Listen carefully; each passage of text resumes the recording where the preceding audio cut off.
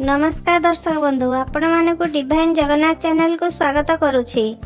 प्रतिवर्ष मार्गशीर मास कृष्ण पक्ष एकादशी तिथि रे उत्पन्ना एकादशी पालन करा जाए। चलित वर्ष 15 नवेम्बर 2025 शनिवार दिन उत्पन्ना एकादशी पालन हेब। उत्पन्ना एकादशी र पारण समय 16 नवेम्बर 2025 रविवार सकाळ 9:09 ठारू सकाळ 9:40 पर्यंत रही। पुराण अनुसार उत्पन्ना एकादशी दिन एकादशी देवी जन्म होइथिला। ए दिन भगवान विष्णु सहित एकादशी माता को पूजा करा जाए। यह एक अत्यंत पवित्र एवं गुरुत्वपूर्ण एकादशी।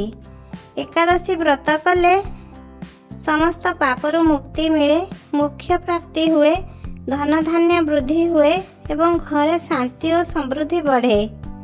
शास्त्र अनुसार जो मैंने एकादशी व्रत आरंभ करिया को चाहूचंती एही एकादशी ठारू व्रत आरंभ कले शुभ होइथाए। ओम नमो भगवते वासुदेवाय एही मंत्र जप कले जीवन रे समस्त अशुभ दूर हुए।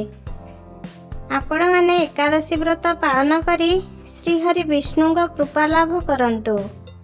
जदि आपण मानकु आम वीडियो भल लागी दयाकरी लाइक, शेयर, कमेंट एवं सब्सक्राइब करिया को भूलिबे नहीं।